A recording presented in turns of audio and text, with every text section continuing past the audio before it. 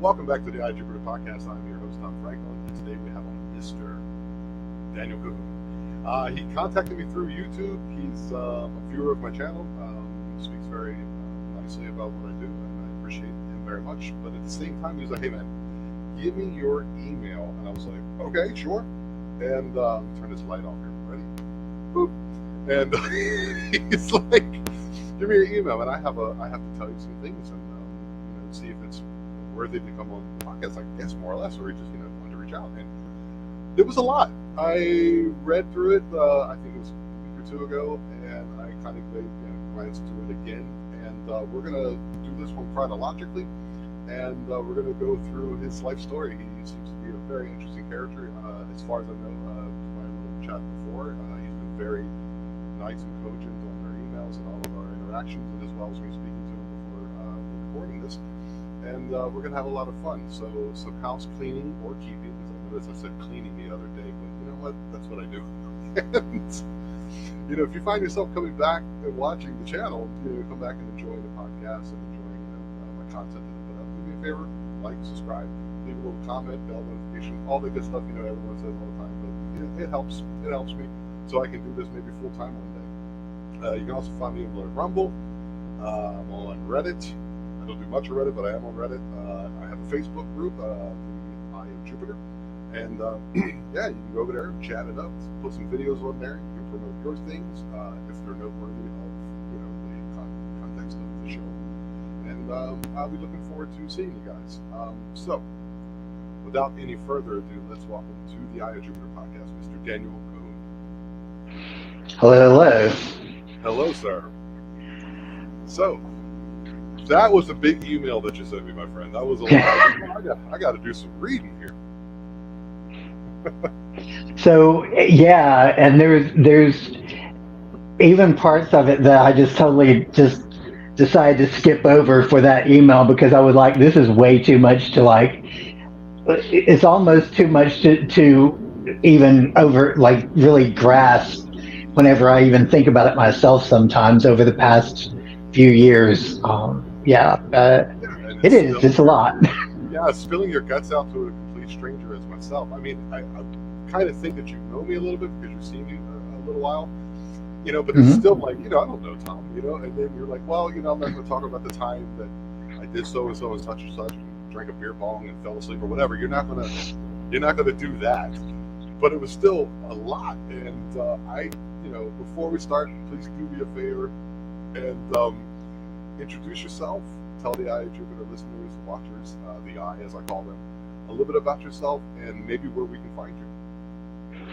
Okay, so my name is Daniel Cohoon, aka Magical Journey. I'm currently switching over platforms, so I am on YouTube now under my Magical Journey. Still working on the branding here, to be honest with you, because this move over has been kind of a little bit interesting. We're in the middle of a lot of projects at my paid job right now, so I'm kind of working on that part.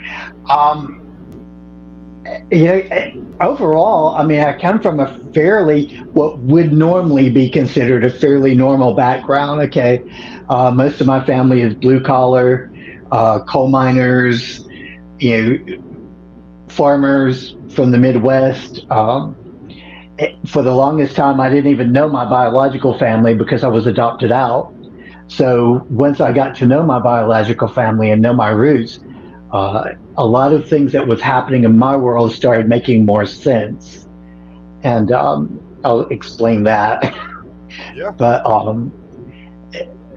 so really that's, I mean, overall on the outside, I appear to be and kind of go about trying to be as normal as possible in a world that has never quite worked out to be as that fit in as well as some people's lives may.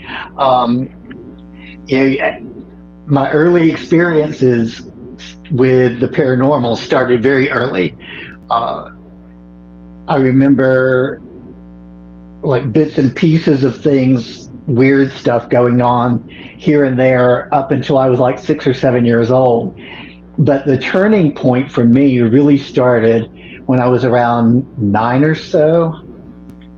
I was like out in my yard one night, typical kid, all excited because mom and dad said we're going to go to the store. It was a last minute run, and it was a cold winter night. I remember that. We lived about 30 minutes north of Huntsville, Alabama at the time. Now, if you know about Huntsville, Alabama, obviously. Yes, I do. Yes, I do. Okay, so I knew the direction of the Space and Rocket Center and Redstone Arsenal because if you lived anywhere near there, you always knew back when I was a kid, you knew that direction because they were firing off rockets all the time, testing engines and all that. And it literally, all the way out at our house, you could hear the sonic booms and so forth. So I knew which direction Huntsville was. So me being a typical kid, I'm looking up in the sky. I'm paying attention to whatever I could find up there, stars, clouds, whatever. Right in my field of vision, all of a sudden, these 4 very large orange balls of light, they looked like giant flaming footballs almost, came in like a box formation right over me. Like, it was just like, wait a minute, what am I seeing? And as a kid, I'm going, no. And they were heading in the exact direction. Like rubbing your eyes? I was just like, I was looking up and I kept thinking to myself, dude, no. And it was heading in the direction of Huntsville. The formation was heading in the direction of Huntsville. And that was the thing. And it was a matter of just seconds. They were there and they were gone. So I started thinking to myself, I was like, okay, am I really seeing this stuff? Are these things really going on in my life, or am I hallucinating? What's happening here? So, I just kind of kept quiet about it. I didn't say it because, like, my adopted family, my stepmother was extremely religious. Like, I'm talking about like backwoods Pentecostal religious. So we didn't talk about things like that. You didn't bring up anything about the paranormal. There was none of that. It was all considered evil and dark and all that. So I never brought any of this stuff up. Although there was a couple of times later on that she made comments that she knew something was going on in the house that should not be there. Literally, one night she... I love foreshadowing, Dan. I love it. So, you know what? Here's the thing. So I was at the breakfast table one morning eating before school. We were all trying to do our morning thing. And she sits down at the table and she just kind of out of nowhere goes, so I heard footsteps in your room last night. Okay. She said, when I opened the door, you were asleep. Okay. She's like, there wasn't anybody in there. So what's going on? I'm like, I don't know. What am I? I mean, I was literally a kid, and I felt like I was going through Inquisition. I'm like, I have no idea. I have no idea what you're talking about. I never heard it. It's like, I didn't bother. I didn't want to say anything about because back then we didn't have remotes and so forth on our televisions. Okay. We had I had one of these portable black and white televisions that had the twist knob on it. I would be sitting in my room and the stations would start changing on the television. A lot of things like that would start happening. And so I started wondering, okay, do we have something going on in the house? Obviously there was. On the flip side of all of this, though, there was always this thing with me always drawn to this wooded area that was surrounding our house. It was part of our property. And I always was obsessed with that too, and I could never figure out what was going on with that. It's like, why am I so what we would call like ADD now? That was kind of what I felt like all the time. I was always like, squirrel, squirrel, squirrel. There's something else going on here and there. Great I mean, reference. really, it was like everywhere I turned, I was just like, wow, why aren't people talking about this stuff? I would see giant, like, for me, it was, I mean, I was a kid, it looked giant to me, but I would see like these huge scratch marks on trees and stuff.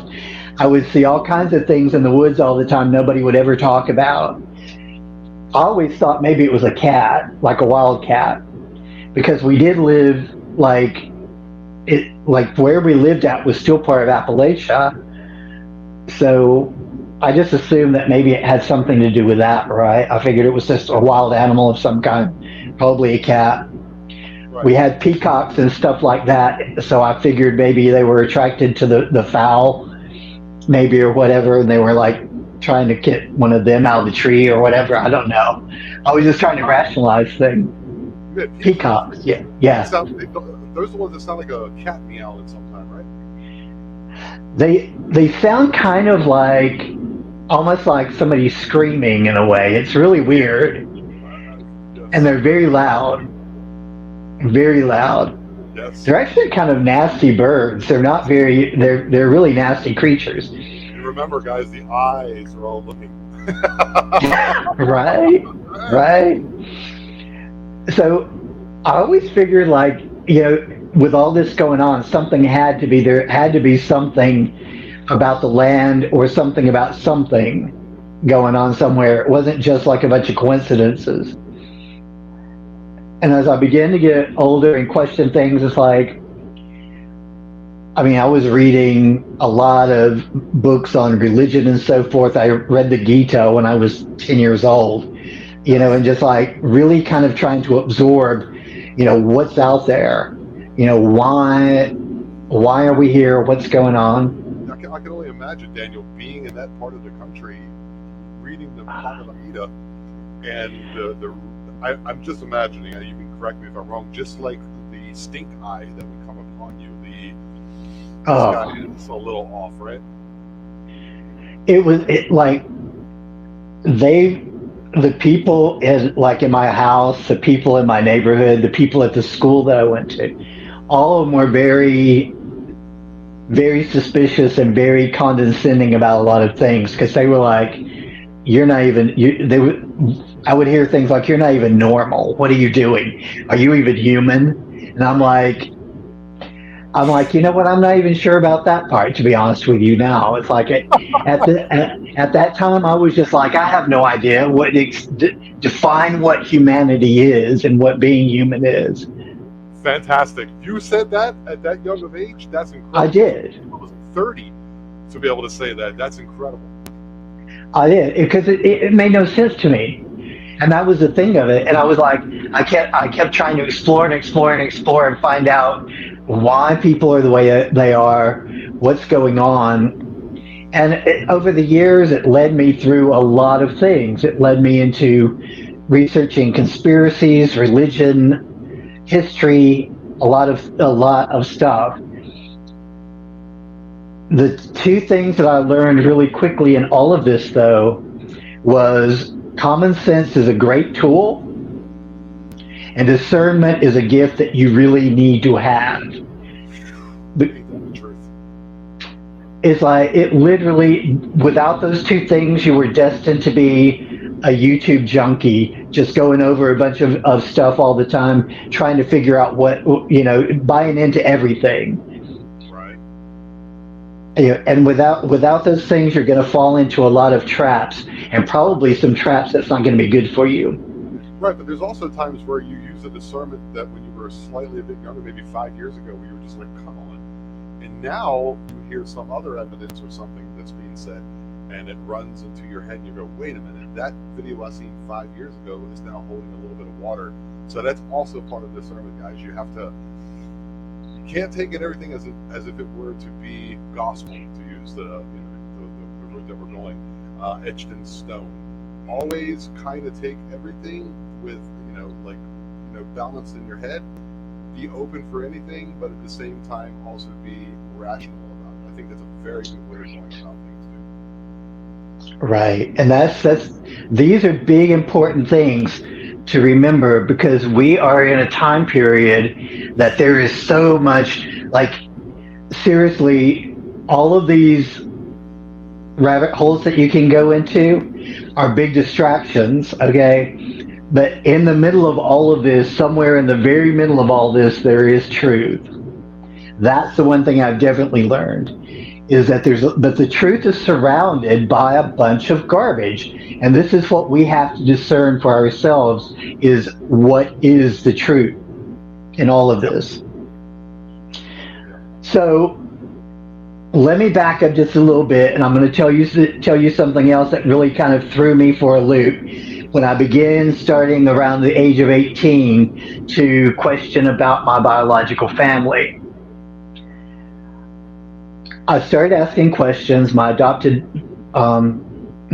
dad, the adopted mom, had passed by that time. He was open to discussing it with me somewhat, but he wasn't really like loving the whole idea of me going searching for them. Did they tell you, when you were younger, that you were adopted, or did you? They literally told me when I was 7 years old when they tried to explain it to me. And I'm like, none of this makes any sense. Why would you do that? Yeah, okay, so there's a little tip. Wait a little while longer. Yeah, it was like, why would you do that? Because none of this makes any sense to me at all. Now you're trying to explain a concept to me that at 7 was probably a little more than I was ready to deal with. So I guess to like encapsulate your youth, your very young youth, I guess you would say, it's like confusion. There was, and here's the thing that amazes me about all this, is like, kids literally process millions of bits of information naturally. Like, their brains are still really trying to formulate everything in those age ranges. There's two types of children, though. There's the ones that I've noticed, at least, they're the ones that advance that information very quickly, and they're the ones that just kind of like seem to be working through it at a normal pace. Right. The ones that are advancing through at a faster momentum, those are the ones we need to watch and really pay attention to. Because I've noticed that two things happens within that group of people. They're either benevolent or malevolent people. Really? It's like they either have really good intentions, or they are not okay somewhere along the line. They're either they can be very selfless or selfish.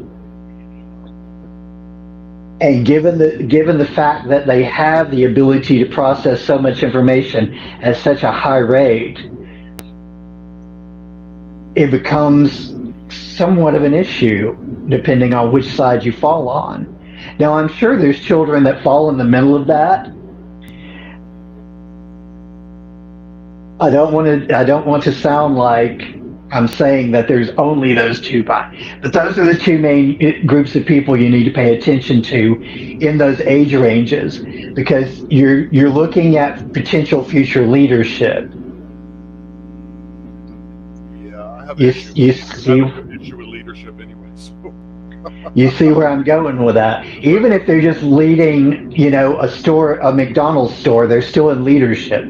What kind of leader are they going to be? Is there a way that you can curb the selfishness to create a selfless child, or a child that's going to be more compassionate, at least, than somebody who is so, because when you get to the point where you get to those people who are really self-absorbed, then we get into a whole host of things that can be problems, and that's where, thank God I did not fall into that category. I was actually very concerned about the role of humanity in our current live streams now, because even at that point in my life, I kept saying things that were not consistently good. And early on, I was telling people, you know what, we got to take better care of the planet. We got to take better care of ourselves. Why are you eating animals? Eating animals is not beneficial to your body. There's a lot of things that I was talking about at that point that was probably not favorable to the people in that neighborhood. Okay. I think it's a very astute observation about the leadership thing, though. It is. I always found the best leaders, for me, I don't want to be a leader. You know what I'm saying? I really don't. I just, if I am to be some type of leader, it's completely passive and I'm not focusing on it. It's more along the lines of doing the right thing and being myself. And if that makes people want to follow what I do, it's okay, but don't expect anything from me, some type of like, you know, like philosophical muse or some type of higher wording or saying something, you know, that it's like, wow, that's fantastic, Tom. Because I think like the ones that I always like the most, the people that I find to be leaders, you know, like a boss or something, will tell you something, but they wouldn't tell you something unless they were to do it themselves. You know what I'm saying? Right. Those are my favorite types. Right. Like my favorite bosses are the ones I always say. My favorite boss is the one who will get on his knees and scrub the floor next to me, right, instead of just tell me to do it. Right. Yeah. Right. Right. So to circle back a little bit, you were talking to your stepfather, 7 years old, and then around 18, you started asking some more questions. I did. I started asking more questions. I got enough of information that later on I would be able to locate them on my own. This is where it gets interesting, though. When I did locate them, and this is why I'm still trying to decide what exactly I am connected to. So fast forward up to I was 19, 20 years old. I went to Atlanta, Georgia. Got involved with the alternative scene there. It was doing the whole goth and punk thing and trying to find myself and try to fit in somehow with people because I had no clue. That's back when punk meant something. Now it's like the Outlaws. Now they're the exactly. They're the rage on behalf of the machine, instead of when we grew up, being whatever quote unquote normal now, not that normal, but the one where you see that is now right. You know what right. I mean? Right. And it was kind of a safety net for me, to be honest with you, because I could blend in well with them and not have to worry so much about, feeling like I was always having to watch over my shoulder, and not really create negative vibes around me with people trying to figure out why he's so weird, what's going on with this kid. In the process, though, of doing that, I learned along the way. I knew the location that I was living when we left Illinois was where my biological family was. I knew their last name. Those two pieces of information followed me all the way into Atlanta, obviously. While I was in Atlanta, a friend of mine bought me tickets to a lecture for my birthday. Because we were having conversations about the paranormal, about some of my experiences.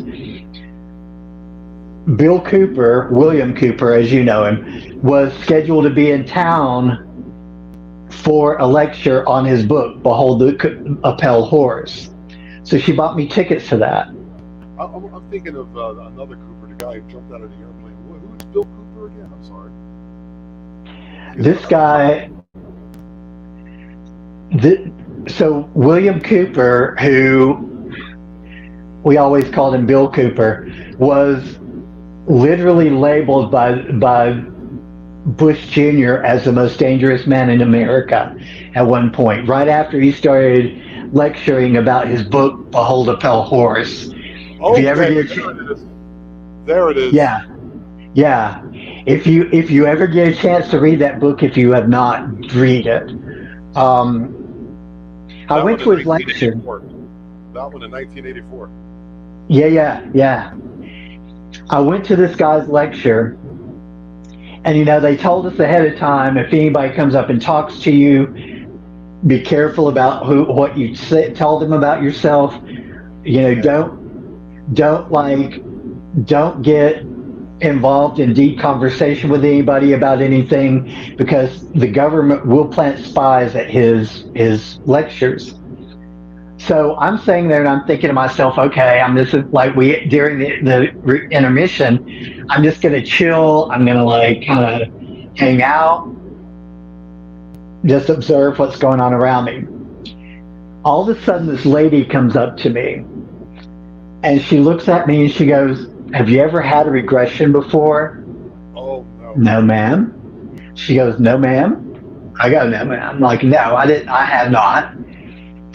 She goes, she just looks at me and she kind of like puts her hand up to her face for a second, and she looks like she's really thinking. She goes, "For some reason, I feel like there is something I can help you with." And I thought to myself, okay, this is a crackpot waiting to happen. This is one of those people that's probably got Bigfoot living in her living room, and she's going to tell me that like I have some like connection to starseed and all this kind of stuff, and I'm just going to go, yeah, okay. So she handed me a card and told me, said, "Give me a call." Okay, so a couple of months go by. I finally call her. Her name was literally Robin Quayle, okay? I'm like, how ironic is that she has two birds for a name? So I call her, and we started chatting for a few minutes. She was raised in the same town I was raised in,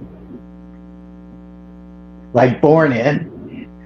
She goes, "What did you say that because we were talking and I mentioned my family's last name, and she said, "What did you say that your family's name was?" And I said, "Cohoon." And legally at that time my name was Johnson. I still had my adopted name. And she goes, "Oh my God." She goes, do you know if you have a sister named Darla?"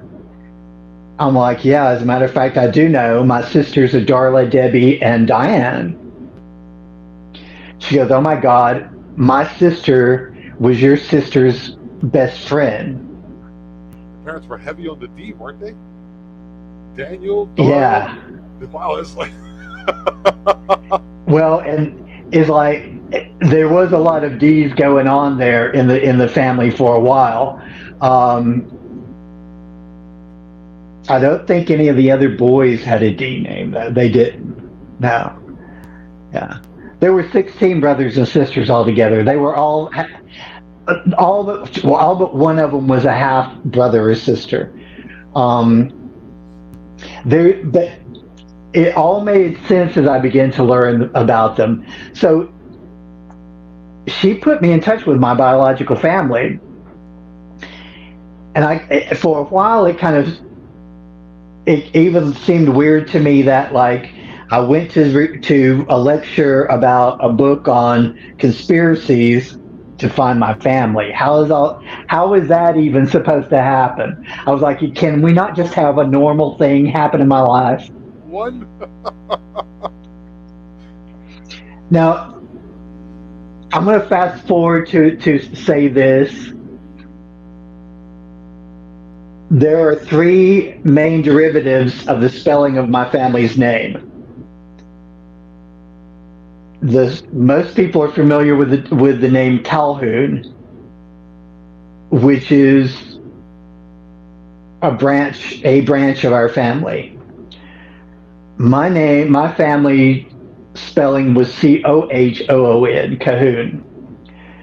There's another branch of the family that is very predominant that was Cahoon.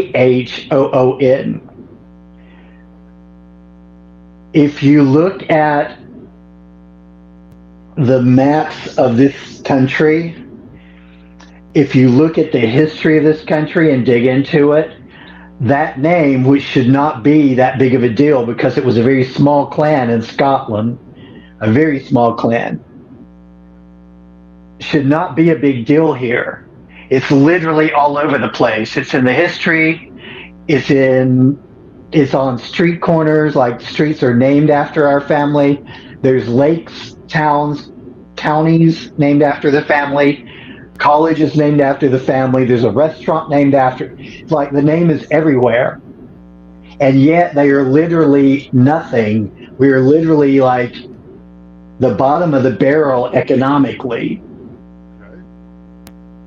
Why does that bloodline, and most of them are all from the descended from William I. Cohoon, or obviously relatives of him, because again, the Cohoon family in Scotland was very small. It wasn't like it's not like McDonald. You don't hear the name every day there. Or Franklin. There's like, yeah. You know, I mean, it was literally, the name means the people of the triangular woods. Our family seat set in a triangular area. I feel you're setting me up for something, Daniel. Go ahead, drop this bomb, because I'm ready for it, dude. There is not a lot to say about what I know about them so far. There's bits and pieces that add up, but nothing else does. Okay, we had a direct ancestor who was a big member of the Mormon Church. As a matter of fact, where is his... I have so many books right now, I don't even know where I have it at. There's his Reynolds Cohoon. If you look up his journal online, they have paperback copies of it. It's considered one of the most important documents in history right now of this country, because it fully details of the Mormon faith, or in its connection with the country, or yeah, pretty much, because he wound up being, so Joseph Smith had a brother named Hiram. My ancestor wound up being a missionary with Hiram. From there, it just skyrocketed. He wound up being really big in the church. His name is in the Doctrine and Covenants like 4 or 5 times, which is kind of a rarity, to be honest with you. The church itself does not talk a lot about him, and nor do their elders know a lot about him, because as you read the book, his journal, you find out the family eventually left the church and left the Mormon faith, which is not really a very fun thing to do in their eyes. But again, he played a huge part in the church for a very long period of time. He literally helped build the history of this country, in a sense, as far as Mormonism goes. If you research anything about presidents, you find that there was a Calhoun who was a vice president at one point. He also stirred up a lot of trouble along the way. There was some conflict between him and Thomas Jefferson. I haven't even gotten into that part yet, because I lived too close to the Jefferson house at one point to care. What I'm curious about is, why are they so important to be absolutely nobody? Their name is everywhere. The name is everywhere. There's probably, I'm going to suggest something, and if I'm wrong, Daniel, please correct me. I think you're going to head down some type of path of some type of paranormal, or some type of spiritual or magical type thing. I will tell you this: I do know that there are people in our family that are very gifted. I practice a form of witchcraft, basically, called Green Witchcraft. I've always been somewhat, since I was 9 years old, involved in that. I have a sister or two that are very gifted in some ways. A brother that was extremely gifted. As a matter of fact, he actually came back from Vietnam and was just was it Vietnam or was it? I think it was Vietnam. I forget. Honestly, I didn't talk to Derry very much because after he got back from the war, he was diagnosed with schizophrenia. However, schizophrenia a lot of times it's diagnosed as a mental illness, but a lot of times it's closer to the truth than we are willing to accept. It's very strange to me because with him, I didn't believe at first when I was told this, but he used to be a professor apparently at University of North Alabama in Huntsville at one point. He was very gifted as a scientist. I do know that he was eventually court ordered to take his medication because he was building machinery and building things in his basement that was considered dangerous.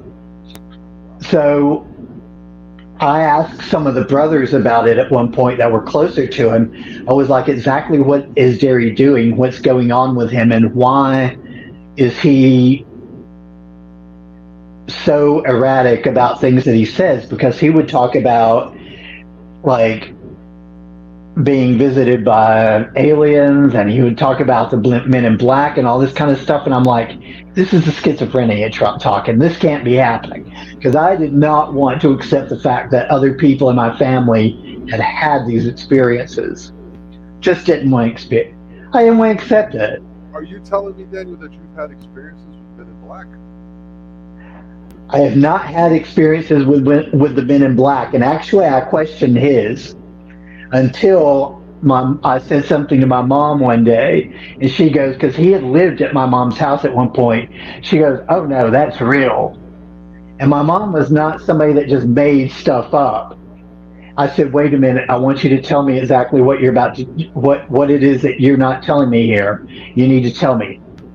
She said, she told me, she said, I was piddling around the house, she said one day, and she said somebody knocked on the door. Gary was downstairs in the basement working on something. These two guys dressed in black clothes was there at the door, asked me if it said, called him by his full name and asked if he was there. And she said, "Yeah, he's downstairs." They literally pushed right past her, walked into her house without asking for an invitation or anything, went down in the basement to talk to Derry, came back up with a box of something, and left. What the? That was my thought too. What exactly is going on here? It makes zero sense to me. All the years that we even have rumors that one of our uncles committed suicide because he wanted to escape the weirdness of his life. He just couldn't deal with it. He could not deal with the fact that he was living in South Dakota, Watertown, South Dakota, and supposedly he was being bothered by all kinds of weird stuff too. He just could not deal with it. So, Daniel, if you don't mind, what kind of experiences have you had? What has brought you to me today? What is one where you were like, okay, this? I mean, other than the 4 football, these things that you see near your home in Huntsville, what is it that made you want to reach out to me and talk to me? What was it? So one of the experiences that I find very important, and I'm working on trying to dig into that now, especially with everybody being interested in cryptids, is I had a series of dreams when I was living back in Alabama in that wooded area, of very vivid dreams of these very strange ape-like creatures that were trying to communicate with me in my dreams. And I would wake up and I would be absolutely terrified, because my biggest thing was like I saw a picture, a video, the one famous video of the Sasquatch walking through the woods that everybody, yeah, the early one. I saw that on television and I was like, oh my God, seriously? Patterson Gidlin? Yeah. 67 Bluff Creek, yeah. Yeah. When that happened and I started having these dreams where it felt like they were trying to communicate with me, I was really kind of nervous, especially since we were surrounded by trees everywhere and there was woods all over the place where I lived at. So could you dream a little bit, like maybe one of them, and tell me kind of like so one of them in particular, the one that I really remember the most, I was walking in the woods and all of a sudden I was in a very white place, very bright, and there was a group of these things just standing there. And I'm like, I'm thinking to myself, okay, what's going on here? And I could hear them trying to say stuff to me. I never could understand what they were saying. And I was like, I just don't get it. I'm sorry, I don't understand. And all of a sudden the voices became a little bit more audible. And they were basically trying to tell me, do not be afraid of us. It's natural to be afraid of us, but don't be afraid of us. We're not the ones that's going to be the problem. And apparently the thing that I remember the most was them trying to explain the different types of them. And it seemed like it went on for a while, and it was like, you got to understand there are different, almost like different bloodlines of those species, that type of being that have different traits and different, just like people, there's there's warring. Yeah. I was going to ask you, did you hear any names of the people, like their names? Because I've heard that they have a certain either suffix or prefix when it comes to like their family names. Did you hear any of that? I don't remember. You got to remember, this was 8, 9. I was 9, 10, maybe somewhere in there, 8, 9, 10, whenever this happened. I don't remember specific names. I just remember them trying to feed me a lot of information about the difference between the bloodlines and the reason why everybody has all these different experiences with them. Wow. And why, yeah. And it was almost like a hierarchy in a way. And I was just like, I thought, this makes no sense. It's like, what are you? What really are you? And why is there all this bright light around me right now? That made no sense either. Over the years, one of the things that I've theorized about that is either we were in a vortex, we were in another dimension maybe. I don't know what was going on with that. I do know that I've experienced interdimensional beings in my dreams before, in the dream state.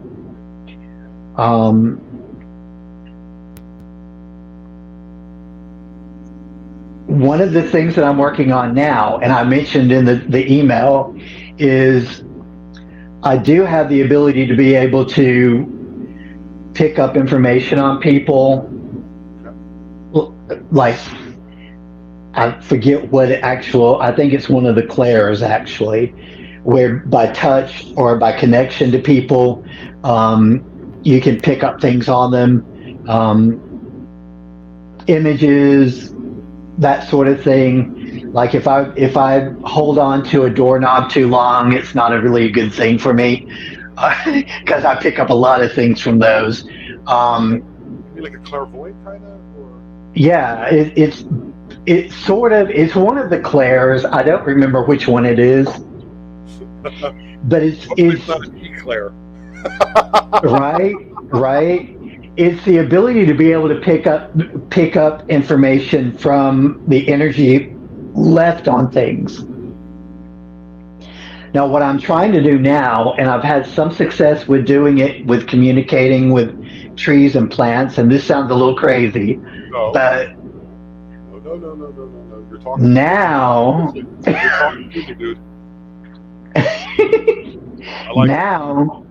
now I'm at the point where I'm trying to be able to absorb information from the ground, from the ground, and from the natural environment around, to see if I can tap into information on animals, trees, plants, anything that's been in that area. One of the reasons for doing this is because I want to find out if I can eventually connect with cryptoids that way. Yeah, dude. No, you think it's. I got to be honest with you. That makes more sense to me than a lot. Not everything. Of course, there's some people who speak, certain ways. I got you, but that makes a lot of sense to me because I've always felt a very strong, deep connection in the forest. That's where I met. That's where I met God. To be honest with you, I've always had a very deep, strong sense in the forest. And as for my girlfriend, she's always had a deep, strong sense with the ocean.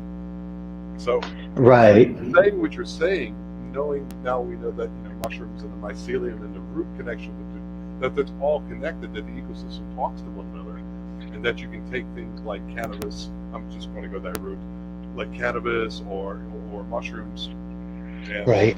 and actually talk and have this, because I believe that these things are actually communicators. And for you saying that to me doesn't sound crazy at all, honestly. So, and here's some things that I believe have connection to that. So we know that there's a grid, an energy grid around the planet. We know that. If you use the Earth and the actual planet itself and its energy grid as a way to try to connect with these energies, that I think is going to be how it ultimately comes together, is using the two, the planet itself and its energy grid. And an odd thing that I've been picking up, you said you were in Huntsville, and then you said that you were in Atlanta, and you are aware that both of those cities are on the 33rd parallel, which is known as an energy vector. So you being placed there and being adopted may not be by chance. There might be some type of divine type intervention at hand here. Honestly, I don't believe in coincidence when it comes to it, especially when it comes to my life. Like it's frustrating to me. It's annoying at times because all I ever wanted to do was be a quote unquote normal human being. The one thing that I learned out of all of this, though, to keep my sanity, is that I am normal in my own frame of reference. Yeah, I think, dude, I mean, I don't know about the thing you wear on your head or whatever. I don't know what that is. We get into at another time. But honestly, I can completely understand what you mean.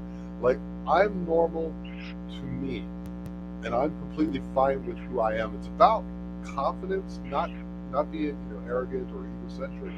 It's like you're gonna have to, like, if you want to be my friend, which is great. I'm a very friendly person, and you seem to be very friendly, Daniel. Like, just this is my vibe. This is what I am. And if you want me to eat cheeseburgers and root for the football team, doesn't necessarily mean I'm going to be like you. And just because you don't accept me doesn't mean that I am not normal. That's a very powerful message, dude. It really is. The one thing too that really stuck to me in recent years, that was an experience that I have yet to understand completely. I mean, you got to understand. With me, I want to dissect them. I want to find out exactly what makes things work the way they do, especially when it comes to stuff that happens with me. Because it's about finding out. It's really about finding out what the truth to why am I here and what am I doing. So I've always had, for quite a while, probably since the 80s, an obsession with Mount Shasta. I always wanted to go to Mount Shasta. When I finally got my opportunity to go to Mount Shasta, I was all excited because I'd read a bunch about it. I'd been like all hyped up about this trip. The closer we got to the mountain and you could see it, the summit was completely covered with cloud. There was no way to see the entire mountain. As a matter of fact, you couldn't even see halfway up the mountain that day. And I was absolutely furious. I was like, this is so not fair. This is not fair. This is not going to happen today on my trip. So the closer I got, I've worked with mystery school teachings before. So there's in my practice, there is kind of a combination of witchcraft and mystery school, which a lot of people say don't go together, but I don't buy into that either. No. So I started doing something called a decree, and this particular decree is called Reverse the Tide. It's a decree that an organization called Church Universal and Triumphant used to publish in their work. And so, while I was doing this decree and reciting the words, it's not very difficult. It's not that many words. I was envisioning literally the tide reversing, the clouds going away, and the weirdest stuff started going on. It was like all of a sudden I looked up and the friend of mine that was with me goes, "That's weird." And I looked at the mountain and there was starting to, the clouds literally in a circle were moving away from the mountain. And I'm like, and he's the one that's like all like observing this, and he's like, "What are you over there doing?" Because he could see my lips moving. Oh man, that's incredible. And I told him, I said, "You know what?" I said, I told myself I was not going to let this happen, and I started doing basically an incantation. And he's like, "So you're moving the clouds?" I said, I don't know if I'm moving them, but somebody's moving them, okay? And I went right back to doing it. By the time we got to the mountain, there wasn't a cloud in the sky. That's incredible, dude. Now, Daniel, how much time do you have today? How much time? Today, I'm pretty much open. I have like... All right, let's keep going, man, because because a lot of times, when people were talking about this, the sensationalism of these type of podcasts, but I'm really enjoying the conversation. I got to be completely honest with you, and it'll reach its natural end, but I think we are just getting started. So if you're willing to keep going, I'm all in, dude. Just let me once in a while go get a Pepsi. yeah, I'm okay. Yeah, I may have to break to get some water or something at some point. Fine. Bathroom or whatever. Yeah, let's go. Here's like, I understand the importance of Mount Shasta to a lot of groups. Like Church Universal and Triumphant used to like literally, they were in California at one time. They used to go there and hold conferences at the base of the mountain and so forth. They would like, the founders of that organization were very much about Mount Shasta.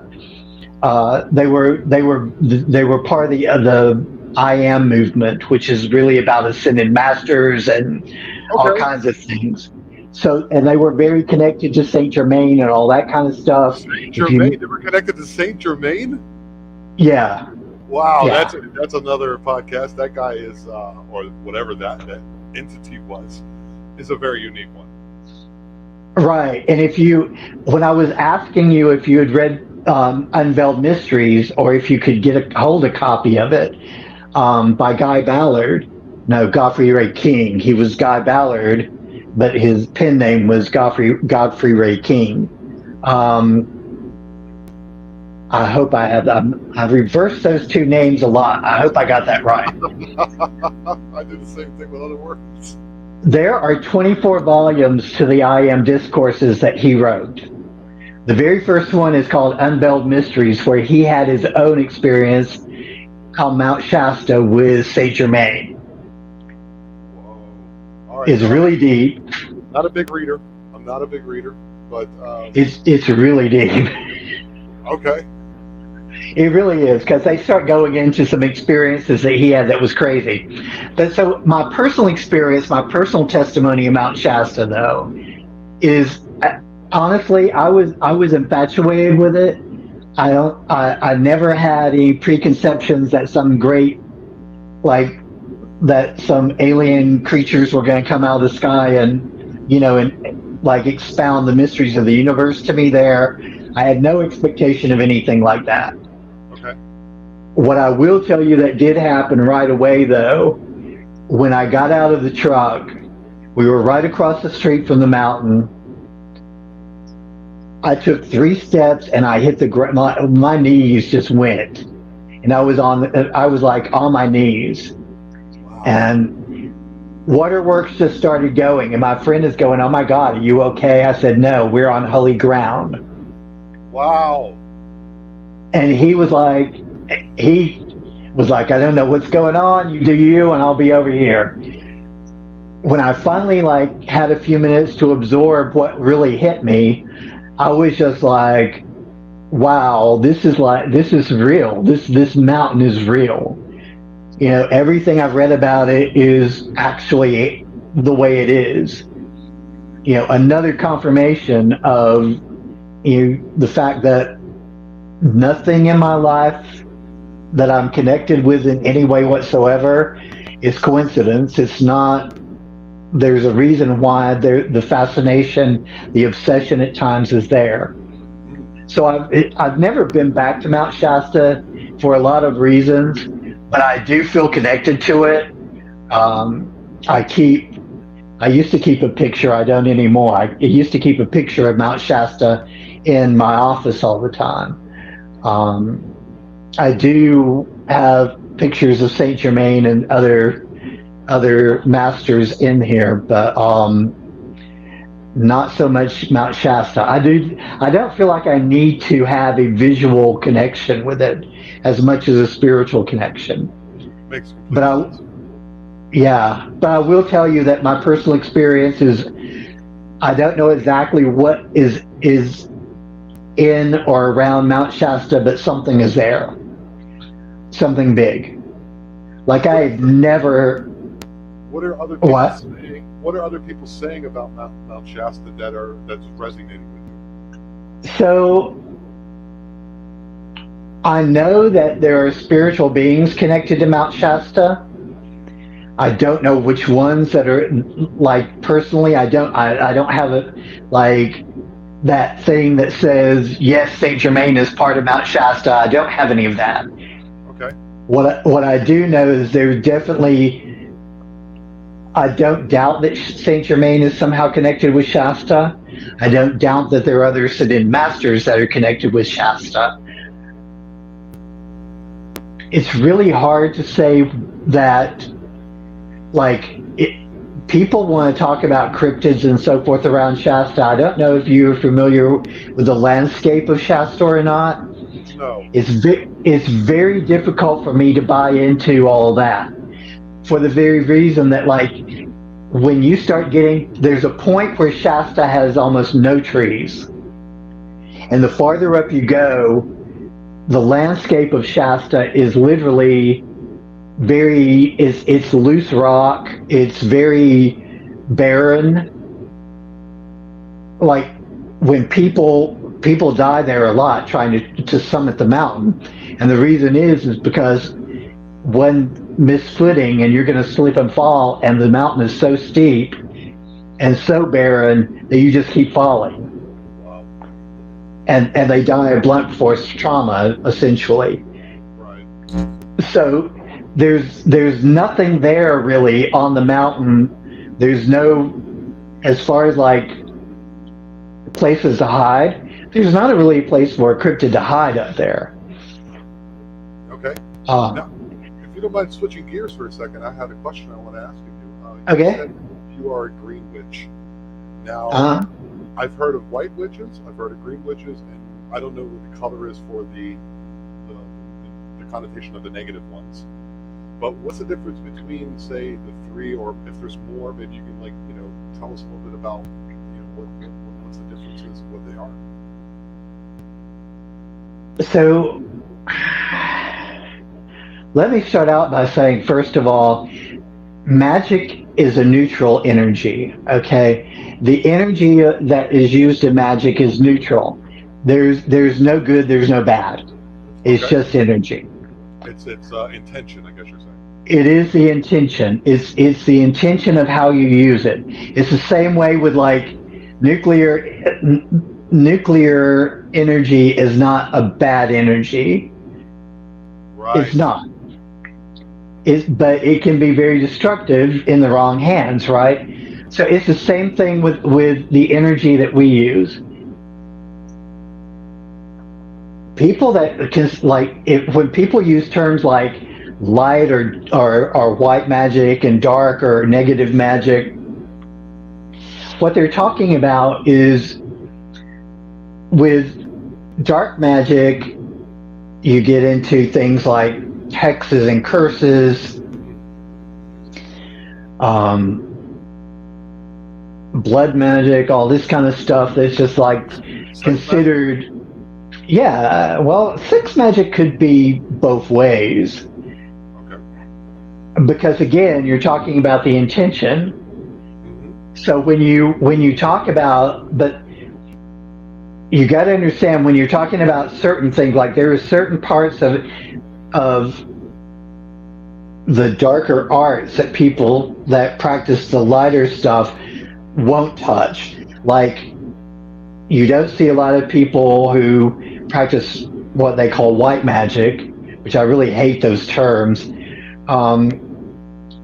You don't see them doing a lot of blood magic and stuff like that. It's just not part of what they do. People who are there's a group of people who practice what they call death magic, or I know there's another term for it, but I really don't get into that enough to like talk about it a whole lot. It's they use a lot of like animal parts and so forth from deceased animals and that sort of thing in their workings. It just seems grim and morbid to me. Not something I really want to even investigate a lot. The lighter magic, and again, I hate those terms, but that's really the only way to explain it, is more about healing. You get into the whole love magic thing, which is there's a lot of misconceptions behind what that is. A lot of misconceptions, thanks to Hollywood. Yes.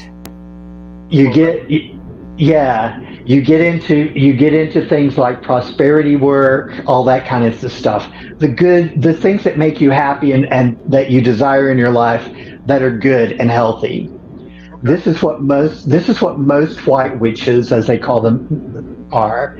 They're more about things like that.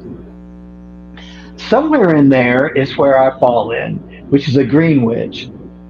So green witches, the thing that separates us most of all is we are very strong about connecting with nature, using nature, crystals, trees, plants, herbs, all kinds. Whatever is going on in nature, those are what we connect with. We join with their energy Sorry, Dave, because we are nature. People always right. There's a distinction separation, but it's not true. It's not even close. Right. And so green witches understand that, and they take that literally very seriously. Like we tend to be stewards of the earth. We're very protective of the planet. You see a lot of green witches hiding in the crowds at whenever there's demonstrations against landfills or whatever is going on at the time that's destructive to the Pipelines or planet. something. Yeah. All of those kinds of things. Anti-nuke demonstrations. There's always at least one green witch in the pile. I promise you. Um, anything that has to do with nature, and we take it a step farther. Some of us, and we work with the fae, With the what? with the fairies, the Oh, fae. okay. Oh my So goodness. Let's please. I've been trying forever. It's just a fascination of mine. I do not know why. Let's go into that, please. Like the fae, the fairies. Could you expound upon that a lot, please? okay, let me. A lot of people are very fascinated by the fae. I understand why. One of the things that they do not understand, that's a huge misconception, again, thanks to Walt Disney and Hollywood, is everybody assumes that all fae are these cute, magical little beings that Oh, just go around giggling and glowing and they're really pretty and they just do all these silly kitty mischiefy things. right, Tinkerbell. Yeah. Um, that is a mistake that will get you hurt. In the Fae kingdom, there's a very delicate balance of how they operate, their expectations whenever they're dealing with human beings. Is like, first of all, if you want to get on their good side, you need to lead them offerings that they really appreciate. One of the things that Fae are really good about is loving cake. By the way, if you really want to attract the Fae, just leave them a piece of cake. What about? Do you Uh, know about Lucius, Daniel? Lucius? that sounds really familiar. Aluxes. It's like they're kind of. It's hard to describe. Like here in the Yucatan Peninsula, where I am, it's a Mayan. It's somewhere between a fae. Now that I'm hearing what you're telling me, and a homunculus. If you know what that is, it's like a created being that protects the land, and they're Right. quite mischievous. They like to mess up your crops a little bit, but they also will protect them if you lead them offerings. And here, the main offering is corn. So when you said Oh, that, wow. I've had experiences with these on my off-grid property, and yeah, that was when you said that there was one. It was such a like, oh my God, you're offering. So I've had dealings with them. Be careful with earth spirits because they are not necessarily friendly.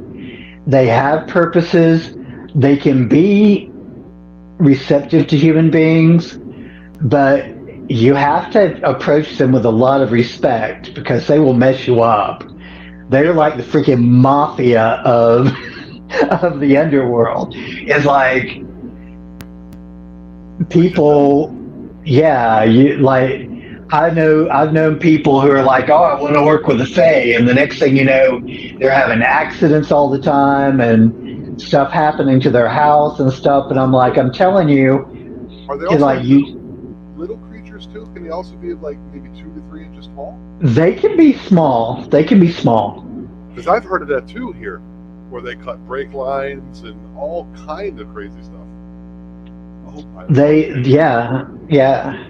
Well, yeah, because I mean, you're living around a very bunch of ancient people. That those bloodlines go back a ways there, so they're not like here. They're not all just transients hanging out from another Yeah, country. my girlfriend is full-blooded Maya, and I mean, most of my friends are at least 80% Mayan, and there's people around here who still speak Mayan. And my experiences have been like where I see above my daughter in the hammock out there, and it's in the middle of nowhere, like a white blue light above her hammock. And then when I wanted to see where the source came from, it went away. Same thing happened to me another time, but it was closer to me. But instead of being on the ceiling, it was on the wall. it's outside. It's outside. There's a cabin part and there's an outside part where it's screened in because of the mosquitoes. That happened to me. I very respectfully, I got lucky because I did speak to somebody who knows about he called it Mayan black magic. That's what he called it. And he said, be careful, treat them with respect, tell them, your owners or the people who created you no longer exist. You can stay here if you'd like and protect the land. I'm not here to harm the land. I'm here to actually improve the land because I'm into electroculture and I'm into all that stuff. And to treat them with respect. And I also heard a voice in my left ear, which we all know what that is too, away from me, behind me, about 30 yards, and the voice was indistinguishable. I couldn't tell what it was saying, but it was female.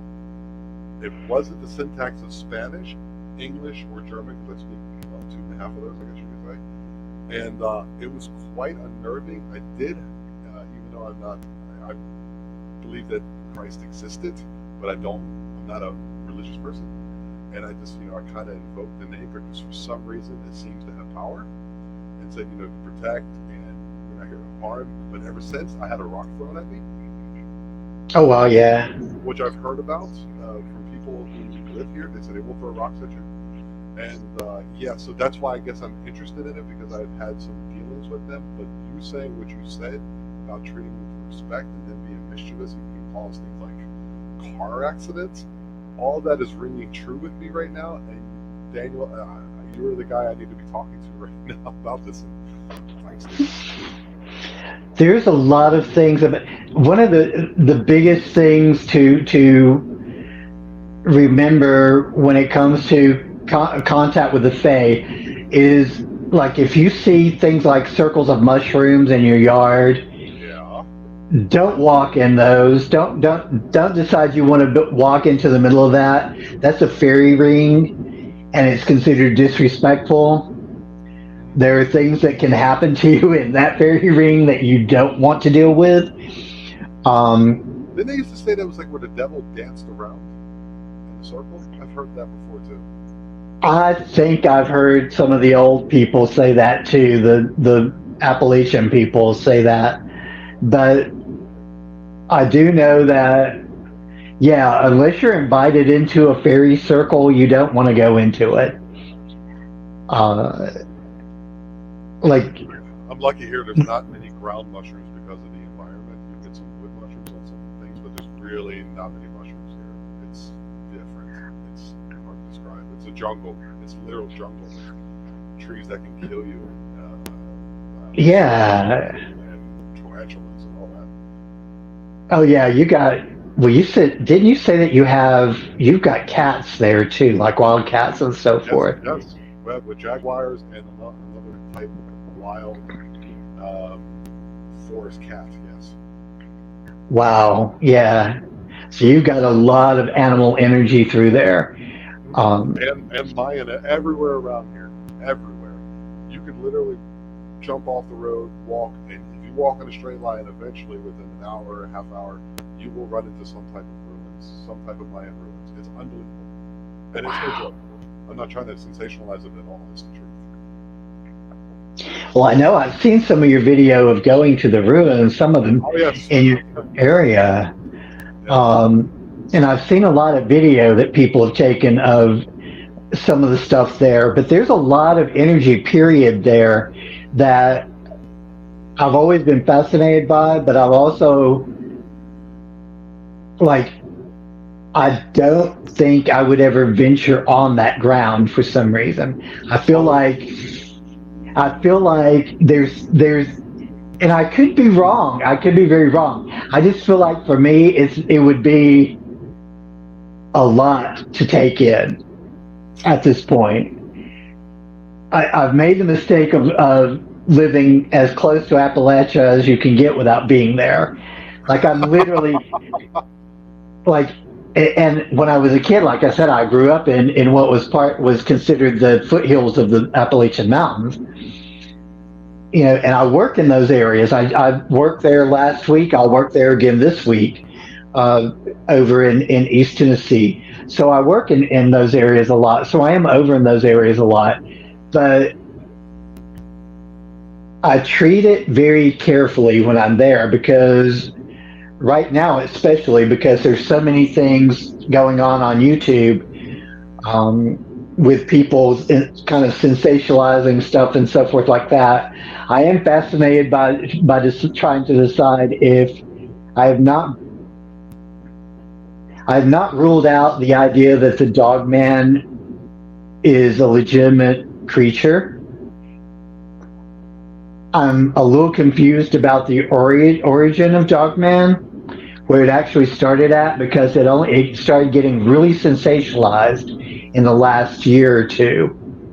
Did you ever you ever hear the episode that I had where the guy was on, and it was like a cold case from like the early '90s in Land Between the Lakes, where a whole family got like mutilated?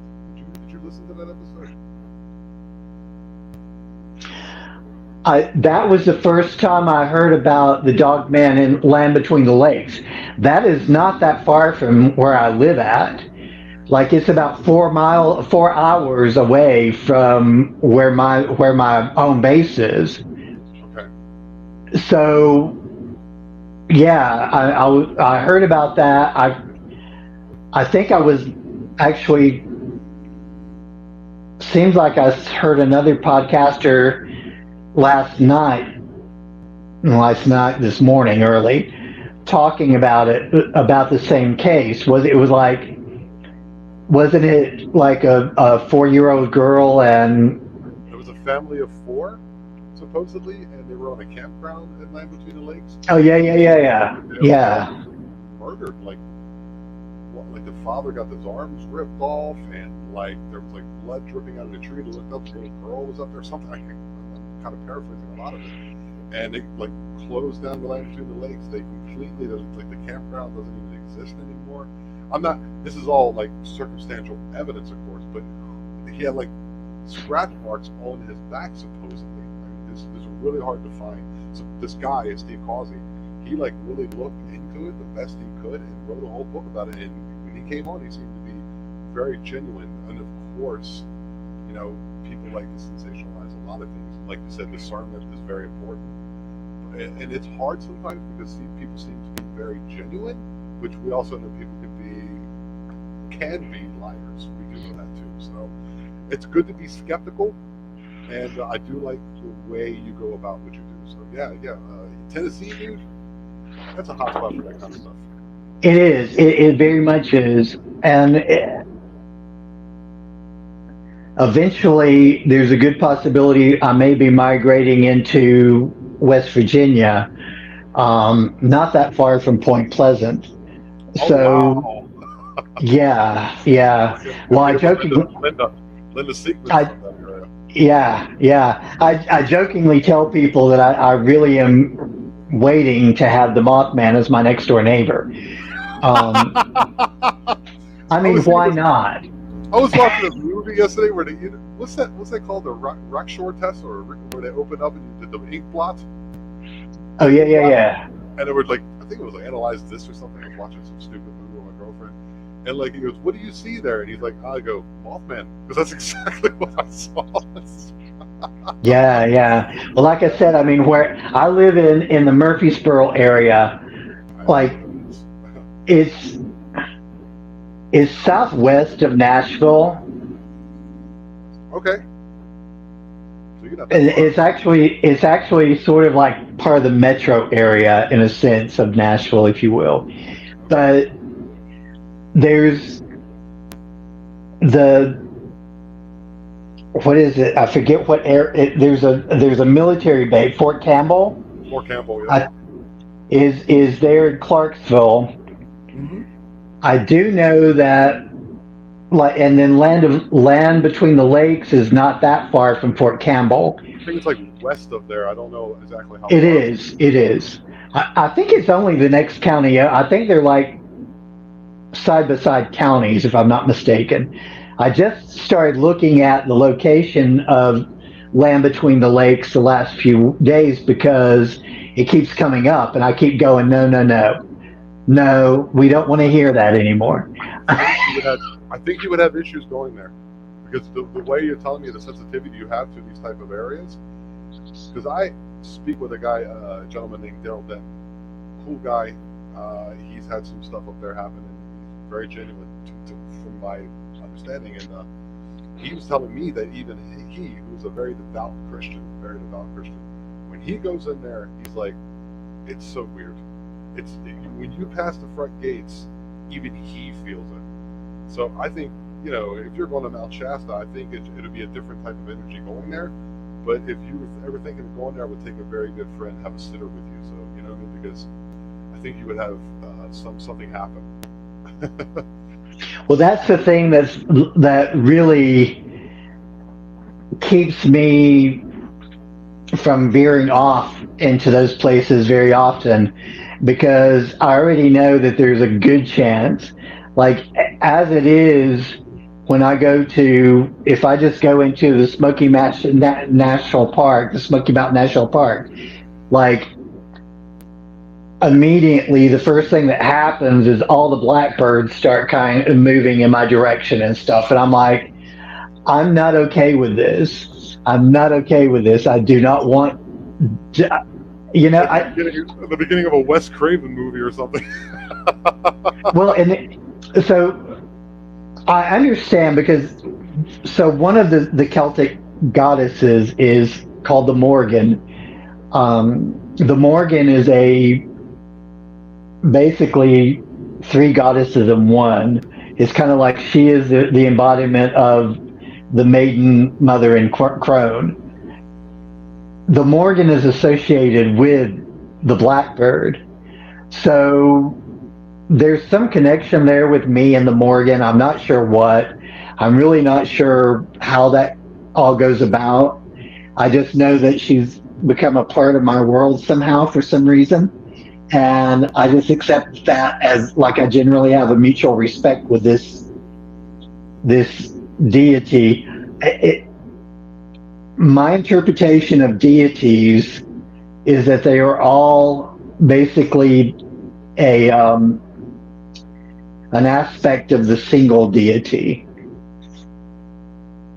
Sort of like, it's very similar to Hinduism, where like the different incarnation of Brahma, Krishna, Vishnu, all of those are actually just an incarnation, an embodiment of Brahma.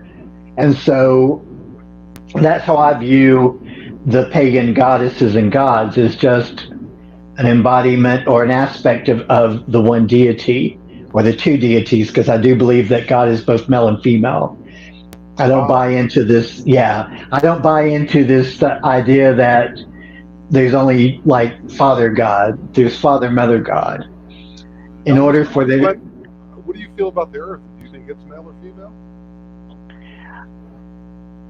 I believe that there are very strong feminine energies around the Earth.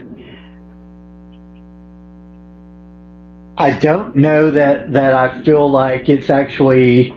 Like, do I gender the planet? I refer to the planet as our mother, because the planet itself bears fruit. It grows things from it. So that's ultimately, in our society and being human, we think of that as a feminine trait. A lot of women that I know who practice are very drawn to the moon and the earth, both symbolism of femininity and the female goddess.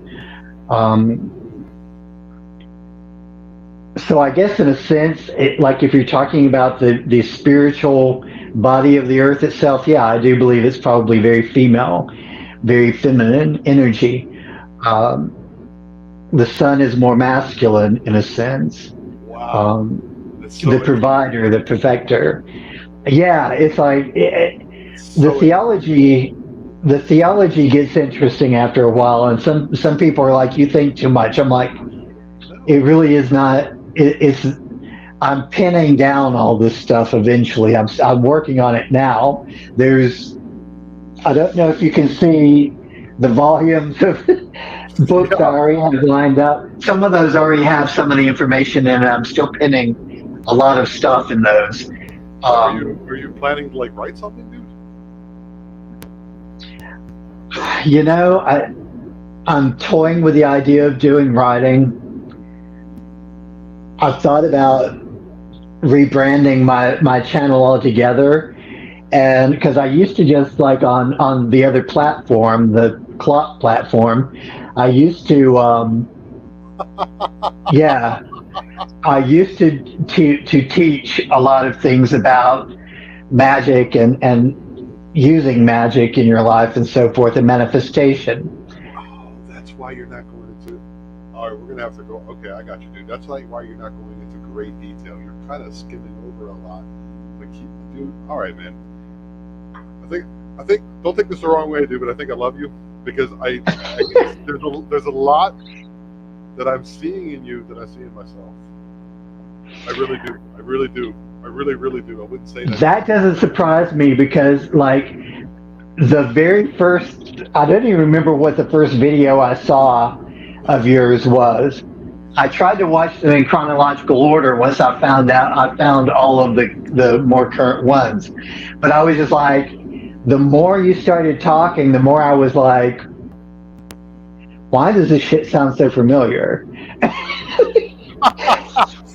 We were just like maybe like the okay. Let's go that way. You're like the north node and I'm the south node because I'm telling you, dude. You're saying a lot of the way you think. I mean, I think you say it differently than I do. You go about it differently than I do. I think you're more sensitive in other areas than I am. We both have different skill sets, but I think in many ways we're very similar. In many ways. I really do. It'll be interesting to see when I really want to eventually introduce you to somebody else who is definitely is a paranormal researcher. He doesn't play around. He like goes into like he throws himself into some crazy experiences to be able to really learn about the paranormal, especially when it comes to what most people refer to as spirits or ghosts or whatever. Um, you'll find him very interesting in a lot of ways, and the way that he thinks and deals with things in his work is very interesting.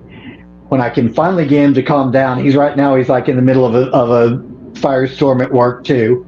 Um, I'm going to get you to talk to him because I think you'll find what he has to say very crazy interesting too. Wow. Okay. I'm gonna have one more question for you, and then Okay. we'll get up out of here. It is Friday. We're gonna kind of relax because I know you've been working hard, and thanks for actually coming on to talk to me because we had to move it because normally I don't do it on these days, but it's all cool. I had to talk to you. It's one of those feelings, and okay. So I know around here, my girlfriend, she's I guess I'm Italian, and in this part of the world, for some reason, there's a lot of witchcraft.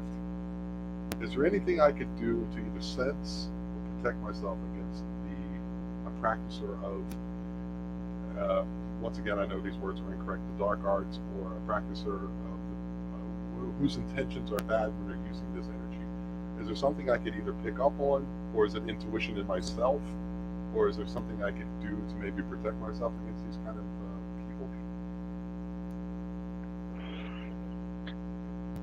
One thing, like if you're talking about trying to shield yourself from that sort of energy, one thing that's really important to learn very quickly is protection energy or protection work, and I would even go as far as saying that like I would research obsidian crystals and things like that, things that like absorb negative energy for you and expel it out.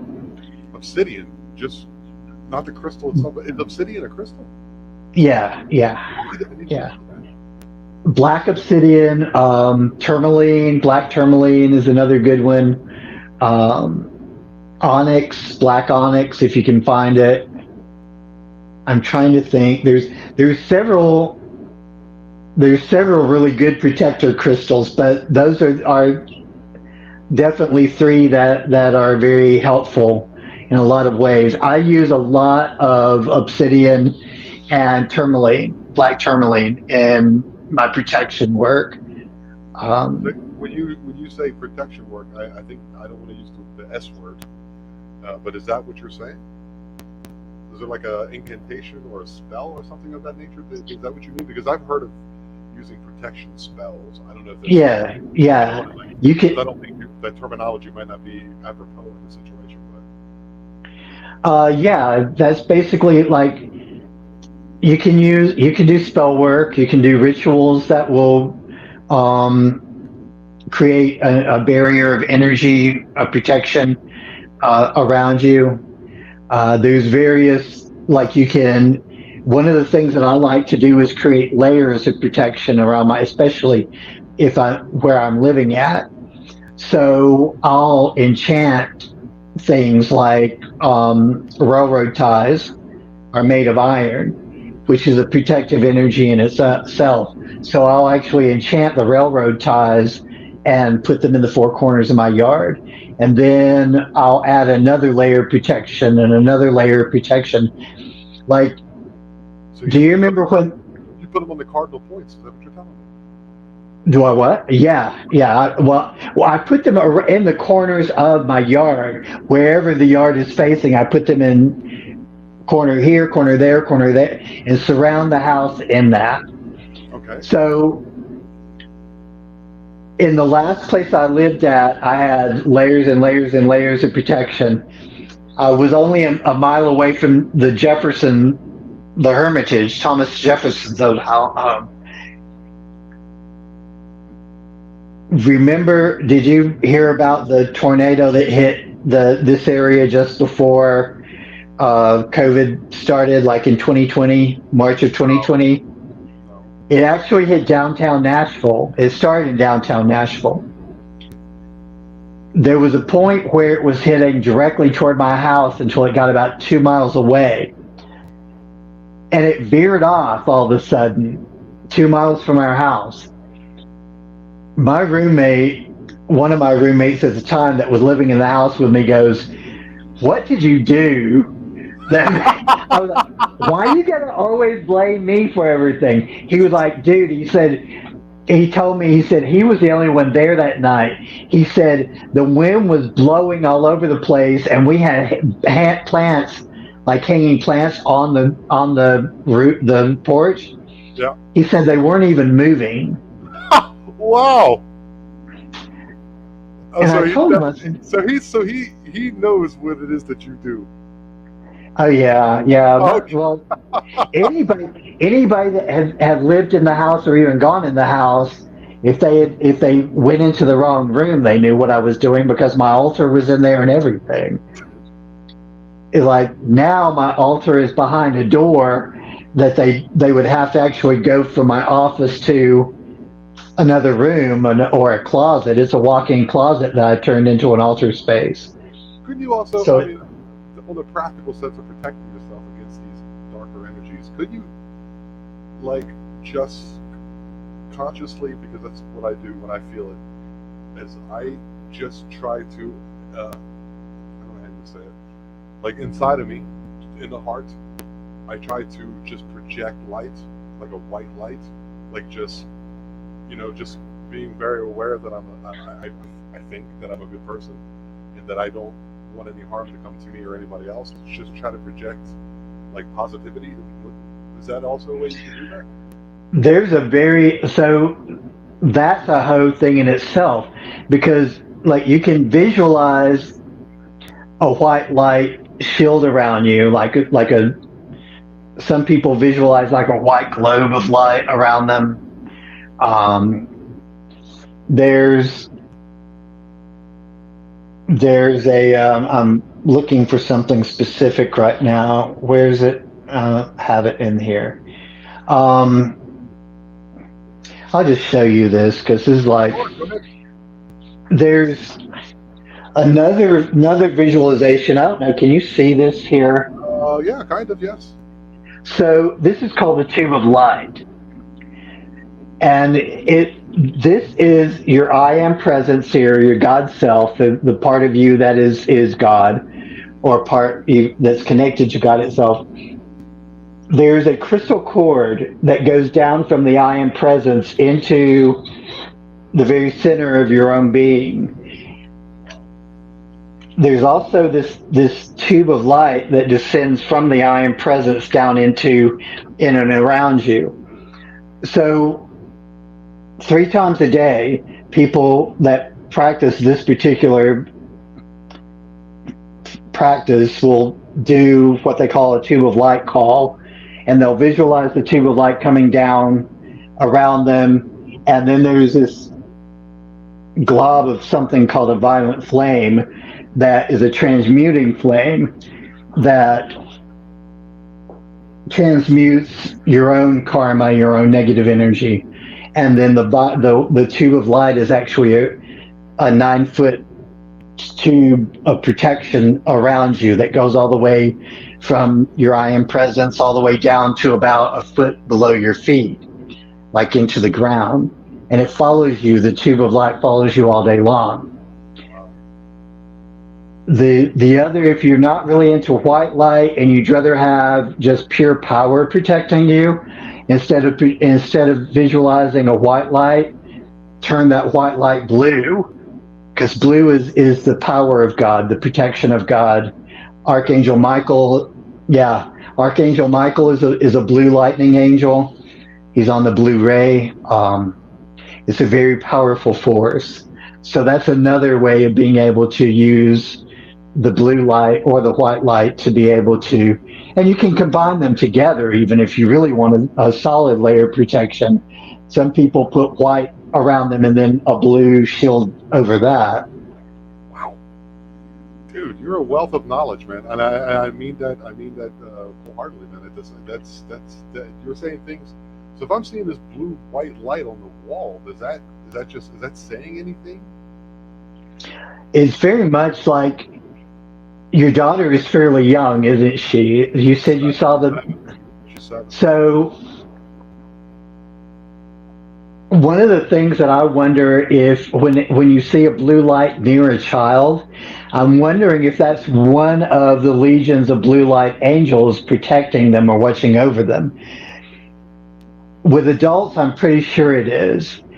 One of the reasons why I'm not quite sure 100% yet about whether it's actually a blue lightning angel or if it's some other deity that's like, or not deity, but spirit that's actually watching over them, is because archangels and angels are not the only beings of light that fall in the blue ray. So it could be a lot of different things. With adults, it usually is an archangel because we really need a lot of protection. We do a lot of crazy stuff to our in our world.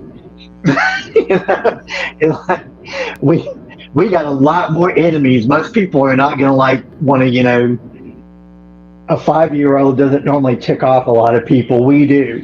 So, it's just, but it is interesting when you said that you've seen the blue light around, like hovering over her before too. I was like, wow, somebody is protecting her. Yeah, right over top of her. Bluish white, both, like the size of like a art ball. Like it looked like it was moving, but like in a slow circle.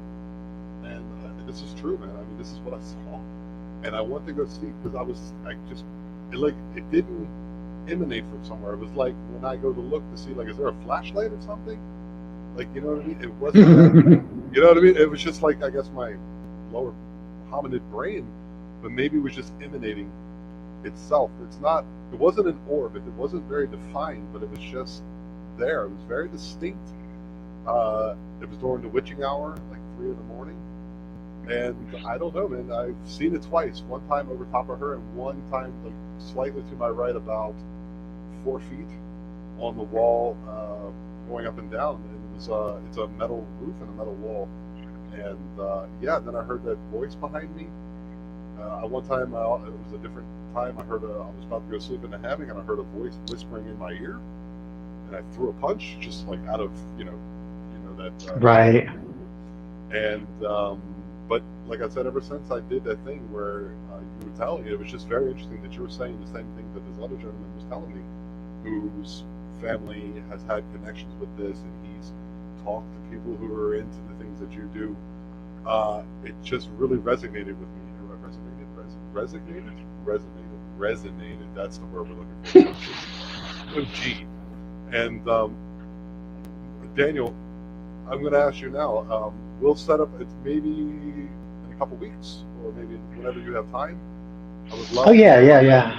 And we can. I would love just to talk with you, because you're very genuine. I'm not feeling it. I know. Thank you. Thank you. You're very genuine. You're a very loving spirit, a very lighthearted individual. And if people don't accept you for who you are, that's work they have to do on themselves. Yeah, it's been an evolutionary process, because I went through very big periods of time of a lot of anger. Especially like in the typical years when your teenage years come around and your young adult years, and you're trying to fit in. Everybody's trying to like pull you in different directions and tell you what you're supposed to be doing at your age. I love that comment, at your age. We have manuals that tell us what that is. Yeah. And who wrote the manual? Yeah. I'm still trying to figure that one out for real. Who is in charge of writing the manual for every year that you're alive? Do you remember when you were growing up that, like, when you were young, you'd be like, I don't know, 8, and you'd be like, man, I can't wait to be an adult. I'll be different. And then you become an adult, and you're like, I'm still the same person. I don't know when. I just had this conversation the other day. I told somebody, I said, I was a dumb kid. And they were like, why do you say that? I was like, because all I did was like wish my life away when I was a kid, saying, God, I can't wait till I get older and I'm like an adult and I can do things. And I'm like, yeah, somebody should have told me, and pay bills and work like 12 hours a day. And I travel in my job. I mean, it's like, I literally got off work at 3 o'clock yesterday morning, drove, like I went back to the hotel. I slept for about 3 or 4 hours. I drove home today. I had to take somebody to go get their car because it was in the shop getting repaired. And then it's like, I got back here and I started piddling around with things, and I was like, oh, wait a minute, I've got stuff to do tonight. So, it's like, I used to like want to stay up for days on end when I was a kid. Now I do it and don't even realize I'm doing it. Well, and I'm going. The secret is you have to free yourself from this monetary jail that you find yourself in. Oh my God. You know what I mean? It's coming. It's coming. It's me too, my friend. Don't live. This is I kind of was able to do that a little bit. Don't live above your means, and follow your true path. Because it's just a weird thing where, I mean, if you can find yourself a little piece of land, dude, where you can grow your own thing and do your own things, I think stuff on your property would probably, that pumpkin and Cinderella will be like a reality in your house. You could be self-sufficient to yourself, follow your own practices, follow your own inner God, the true I, and do that. I think you won't feel that anymore, and then you'll go back to wishing you could stay up on end, because that's what got to me, and it still gets to me. And I kind of partially broke myself out of that. I have a little bit of the help and support, not from this hopefully one day. It's not the end goal or the end result. The result is what it is now. Is these conversations that are very interesting. But when you get to that point, that is true freedom, and then I can go down the routes I really want to. I want to, I don't know what it'd be for you, but for me, I want to get back to painting. I want to do more.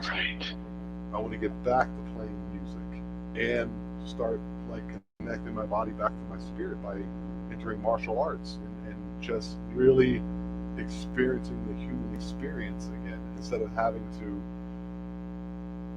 to exist to pay bills and then just bury myself in the dirt, which is a really dark way of looking at it.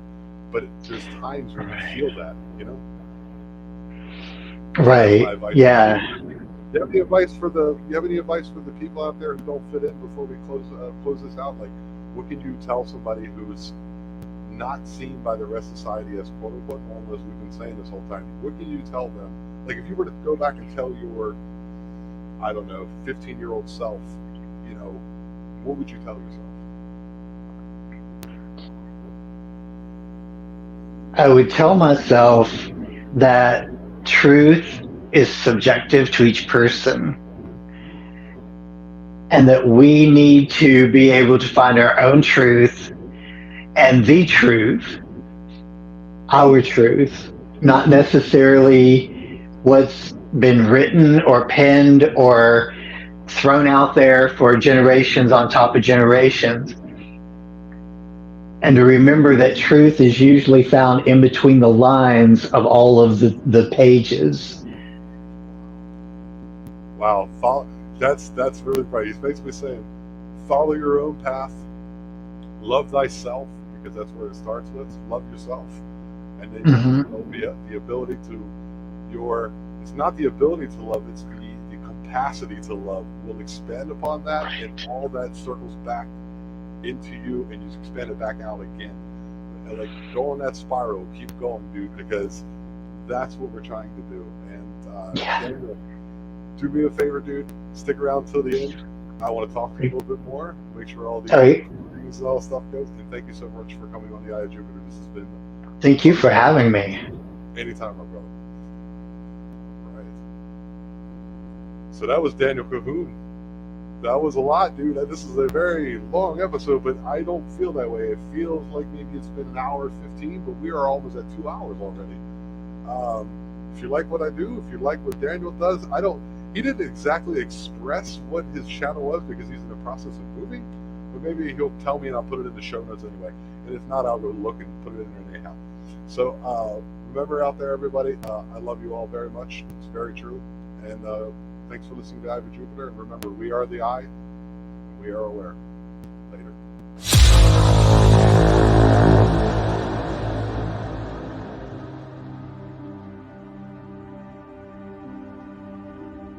You have been listening to the Eye of Jupiter podcast. Remember, if you have any strange occurrences or stories or anything you'd like to share, please drop me an email at theeyeofjupiterpodcast@gmail.com, and you'll be on the show. And remember, we are the eye, and we are aware. Thank you.